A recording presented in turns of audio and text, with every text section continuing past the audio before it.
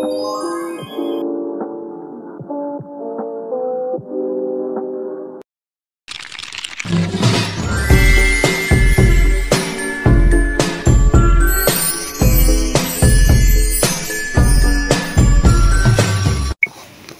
assalamualaikum warahmatullahi wabarakatuh. Perkenalkan, nama saya Rizky Kunawati, NIM 2402035. Di sini saya akan menjelaskan tentang karakteristik perkembangan anak usia 3-6 tahun.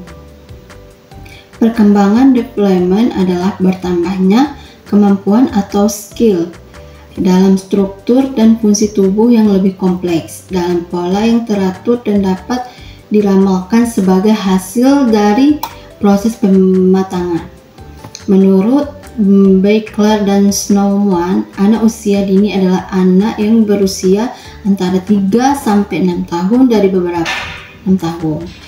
beberapa pendapat di atas, maka dapat disimpulkan bahwa anak usia dini adalah anak yang berusia 0-6 tahun yang sedang berada dalam tahap pertumbuhan dan perkembangan awal, masa kanak-kanak yang memiliki karakteristik yang unik dan memiliki perbedaan dengan usianya. Secara umum, anak usia dini dikelompokkan dalam usia 0-1 tahun, 2-3 tahun, 4-6 tahun dengan karakteristiknya masing-masing. 1. Usia 0-1 tahun. Usia ini merupakan masa bayi, tetapi perkembangan fisik mengalami kecepatan yang sangat luar biasa, paling cepat dibandingkan dengan usianya, seperti anak mulai mempelajari keterampilan motorik seperti berguling, merangkak, duduk, berdiri, dan berjalan. Yang kedua, usia 2-3 tahun. Pada usia ini terdapat beberapa kesamaan karakteristik dengan masa sebelumnya, yang secara fisik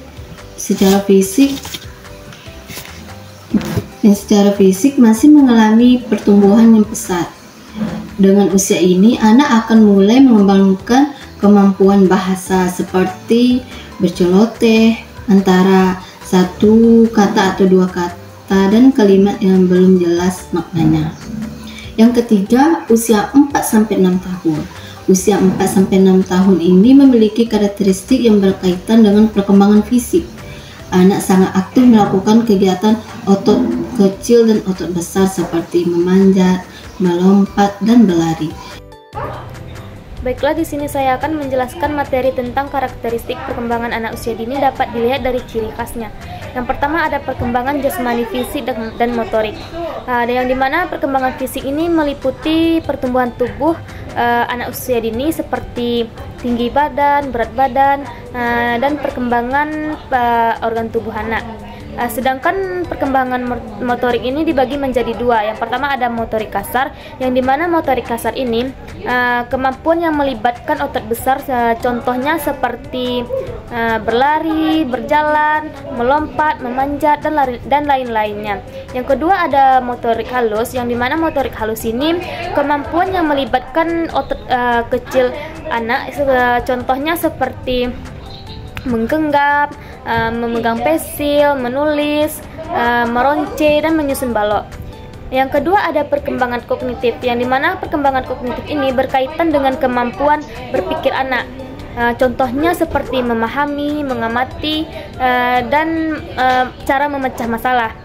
Menurut teori Piaget, anak usia dini berada pada tahap praoperasional pada umur 2-7 tahun, yang ditandai dengan yang pertama ada pemikiran simbolik. Pemikiran simbolik itu yaitu yang dimana anak bermain pura-pura.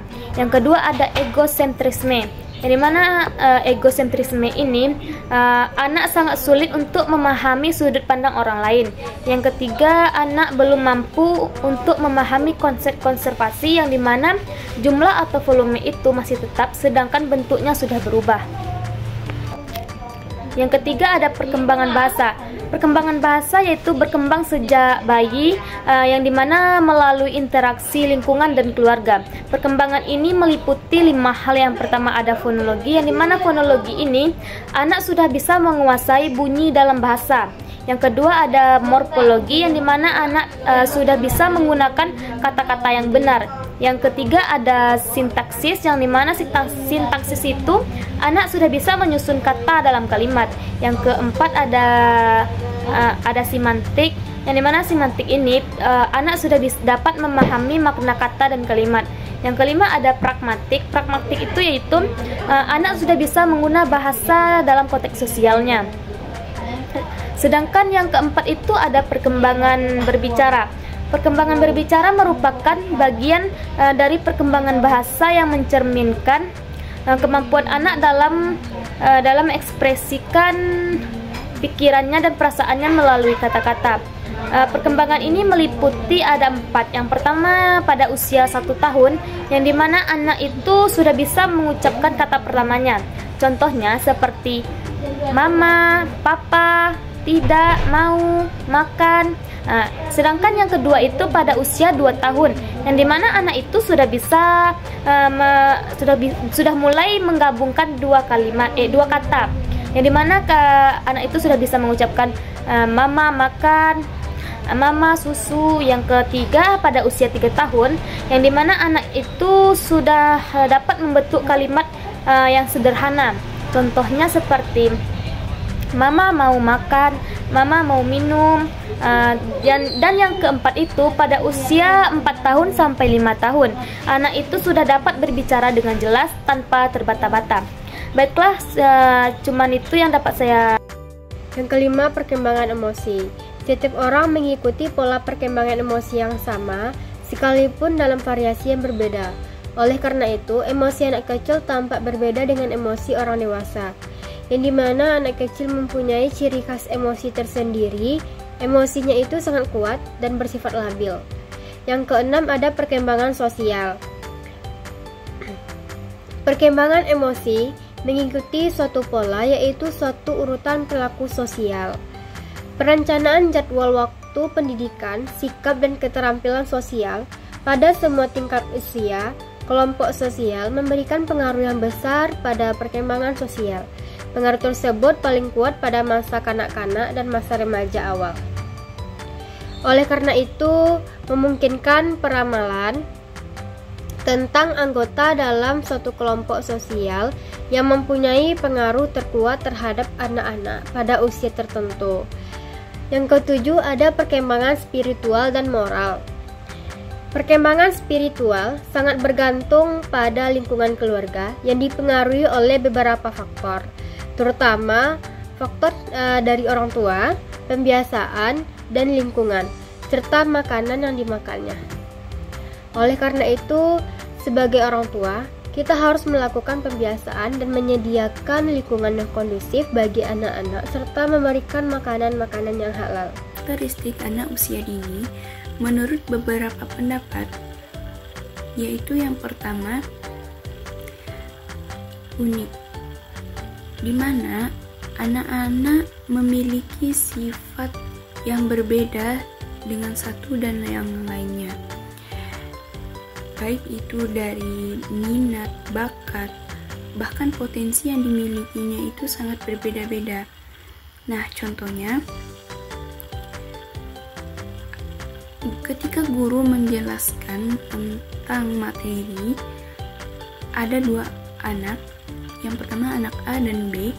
Anak A cenderung lebih memahami cepat materi yang dijelaskan oleh guru, sedangkan yang B, anak tersebut cenderung lebih lama memahami materi yang dijelaskan oleh guru. Yang kedua yaitu sifat egosentris. Anak cenderung memiliki sifat egosentris, artinya dia lebih mementingkan dirinya sendiri. Contohnya yaitu tidak mau berbagi dengan teman sebayanya, atau tidak mau mengalah saat bermain dengan teman sebayanya, atau merasa cemburu dengan temannya iri hati. Selanjutnya sifat atau karakteristik anak lebih aktif dan energik.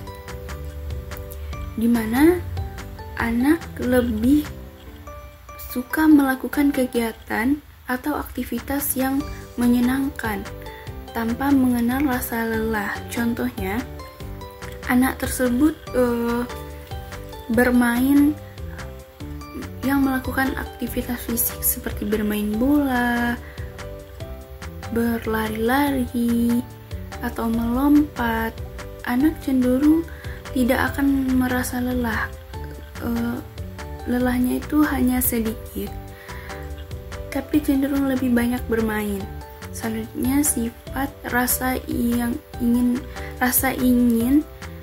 ingin tahu yang lebih tinggi, di mana anak-anak ini memiliki sifat yang rasa ingin tahu yang sangat tinggi.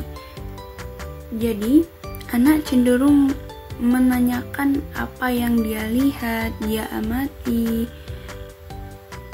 Nah, biasanya anak-anak itu menanyakan kepada guru dengan sebuah pertanyaan. Contohnya, burung itu gimana sih terbangnya? Kupu-kupu itu gimana sih terbangnya? Nah, dari pertanyaan-pertanyaan itu anak cenderung ingin lebih tahu. Rasa ingin tahunya itu lebih tinggi. Nah, selanjutnya yaitu sifat spontan, di mana anak-anak akan mengungkapkan dengan refleks kalimat asli tanpa ada kebohongan. Maksudnya itu di mana anak-anak akan langsung mengungkapkan kata-kata yang asli, mengungkapkan pikiran dan perasaannya sesuai dengan kenyataan.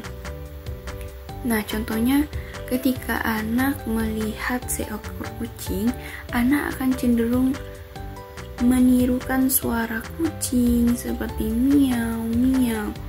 Selanjutnya yaitu eksploratif dan berjiwa berpetualang. Nah, di sini anak akan didorong untuk lebih kuat karena kita akan menjelajah di alam, lingkungan sekolah.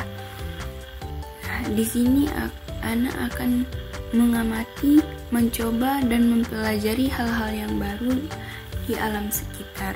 Contohnya yaitu mengenali bentuk daun itu seperti apa sih, bunga itu warnanya apa. Nah, atau anak bisa juga bereksperimen tentang minyak diteteskan ke dalam air. Yang ketujuh yaitu senang dan kaya dalam fantasi, yaitu anak senang dengan hal-hal yang imajinatif. Anak tidak hanya senang dengan cerita-cerita khayal yang disampaikan oleh orang lain, tetapi ia sendiri juga senang bercerita kepada orang lain. Yang kedelapan, masih mudah frustasi, yaitu anak masih mudah kecewa bila menghadapi sesuatu yang tidak memuaskan. Ia mudah menangis dan marah bila keinginannya tidak terpenuhi. Yang kesembilan, masih kurangnya pertimbangan dalam melakukan sesuatu, yaitu anak belum memiliki pertimbangan yang matang, termasuk berkenaan dengan hal-hal yang membahayakan dirinya. Yang ke-10, daya perhatian yang pendek, yaitu anak lazimnya memiliki daya perhatian yang pendek, kecuali terhadap hal-hal yang secara intrinsik menarik dan menyenangkan. Yang ke-11, bergairah untuk belajar dan belajar dari pengalaman, yaitu anak senang melakukan berbagai aktivitas yang menyebabkan terjadinya perubahan tingkah laku pada dirinya sendiri. Yang ke-12, semakin menunjukkan minat terhadap teman, yaitu anak mulai menunjukkan untuk bekerja sama dan berhubungan dengan teman-temannya.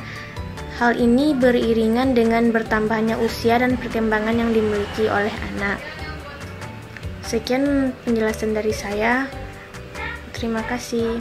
Nah, di sini saya akan menjelaskan menurut Kartini Kartono, anak usia dini memiliki karakteristik berikut. Yang pertama yaitu bersifat egosentris, yaitu anak-anak dapat melihat dunia dari sudut pandang mereka sendiri, sesuai dengan pengetahuan dan pemahaman yang mereka miliki. Mereka belum mampu mampu memahami arti sebenarnya dari suatu peristiwa dan belum mampu menetapkan diri dalam kehidupan orang lain. Contohnya yaitu seorang anak mungkin merebut mainan karena ia melihatnya dari sudut pandang kepentingan sendiri. Yang kedua yaitu mempunyai hubungan sosial yang sederhana dan primitif. Nah, di sini yaitu reaksi sosial yang primitif merupakan akibat dari sifat egosentris, naif. Anak-anak belum dapat memisahkan diri dari lingkungan sosialnya. Mereka hanya tertarik pada benda atau peristiwa yang sesuai dengan daya fantasinya dan membangun dunia dengan khayalan serta keinginan sendiri. Yang ketiga yaitu kesatuan jasmani dan rohani yang hampir dapat dipisahkan. Anak-anak belum dapat membedakan antara dunia lahiriah dan batiniah. Penghayatan anak terhadap suatu pengungkapan secara bebas, spontan dan jujur. Contoh, anak-anak mengekspresikan perasaan secara spontan. Sedangkan dalam bukunya Hartati mengumumkan ada beberapa karakteristik anak usia dini merasakan